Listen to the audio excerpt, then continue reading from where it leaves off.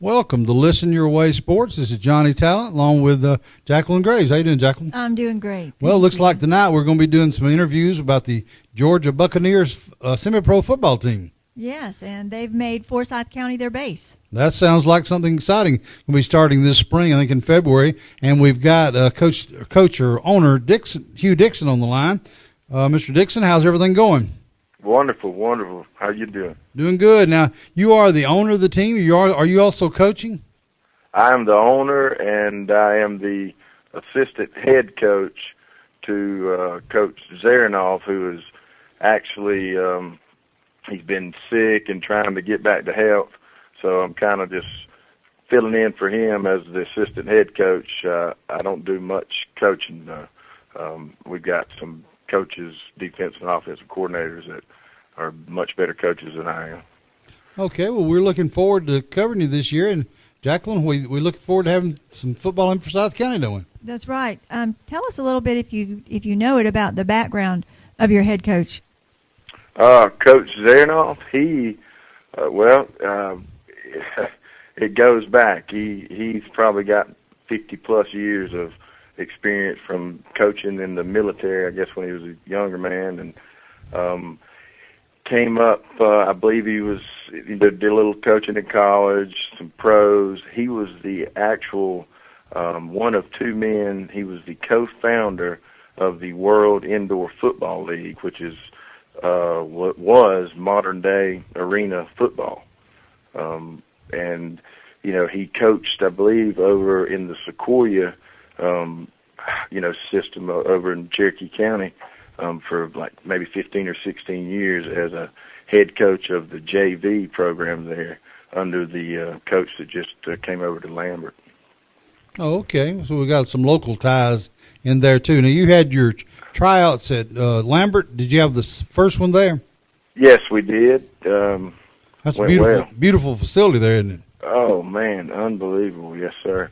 Those kids are lucky. We didn't have that when we were coming up. No, we were amazed this year. We went over to do a couple of games. That's a nice facility. Are you going to be back there for some more tryouts? We are actually there. We're not. There's a conflict of events. We're trying to do our next tryout on the Sunday of Thanksgiving, but there's something else scheduled there. We're going to actually be over at Johns Creek High School. And on that tryout from a couple of weeks ago, have you filled your roster out with anyone? It was an unbelievable turnout as far as the quality of the players. It really blew me away. I think I'd say we had 35 guys, but a good 25 of those are really solid athletes with some experience and quite a bit of size, which was something we lacked last year. Any local players that we know would know involved in that? You might know some. The first one that comes to mind for me is a little bit older. He's close to 30 years old. I believe he may be 30. His name is Matt Walls. He played last year. I know Matt. Matt played down at South Forsyth when I was teaching down there. And his mother and stepfather live less than a quarter of a mile from me. You kidding me? No, they live right here on Highway 9. I've known, in fact, his sister played softball for me the first year I coached at South Forsyth. And, really? And his mother and stepfather, they live right here close. And Matt lives up in Dawson County now, doesn't he? Yeah, he's right up there somewhere. I've never been to his house. Yeah. I know he's around exit 17. Yeah, I live on just off Highway 9, and I've known Matt all my life, or ever since he was in South South. That's a small world, isn't it? It is. He broke his ankle, both ankles twice. That's 4 broken ankles in high school. Wow. Yeah. Yeah, he was a good player in high school. I think Charlie Cryer was the coach down there for South Forsyth when he was down there. Coach Cryer went from Forsyth County High School down to South Forsyth, and he was the coach there for several years. So got a little local flavor involved. Walls, though, he is a mean now, and he 4 ankles in high school, and then he'll come back out there, and he tore his pec muscle off of his shoulder. I mean, off the bone, and had surgery on it. and now is back out again, has been working out. His doctor gave him exactly 1 year. He's going to be ready in April, which will probably put him 4 games, 5 games in, but he intends to play. He's going to help us coach linebackers until then. Well, that's great. Yeah, so you know Matt well. I know Matt. Yeah, I know him pretty well. And like I say, his sister played for me in high school. His sister Kim, and she married another fellow from down there, Jason Glaze. He's actually a local pastor now, I think. So we got some local flavor. During the months of like December and January, you'll just be practicing and getting ready, right? That's exactly right. In fact, in early December, as soon as this next tryout on the 29th comes and goes, we'll be running and doing everything we can to get the timing down. We've already got several quarterbacks that are working together as a unit with receivers out trying to get together as much as possible. So, we're already practicing, but not in a controlled way. But we're going right to it in December. We were talking a minute ago. What about like uniforms and things like that? Or is that part of the player's responsibility, or is that you have sponsors, or how do you do that? It's kind of a mix. We have a team fee that every player pays. It doesn't cover the cost of a decent uniform. Helmets are hundreds of dollars. I mean, a good helmet, the cheapest good helmet's going to be $175.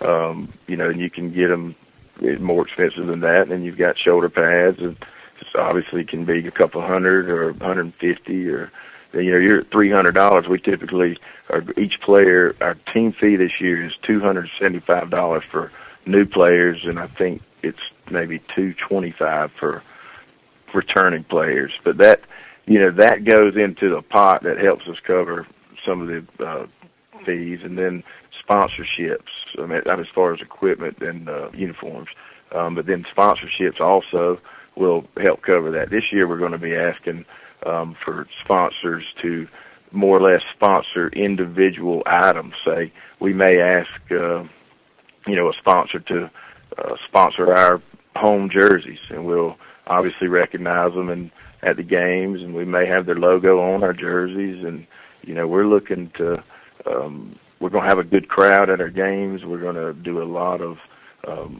stuff out in the community, and we expect to get our name out there just from playing good football. And I think we're going to have a lot of sponsors that'll see the advantage of helping us out.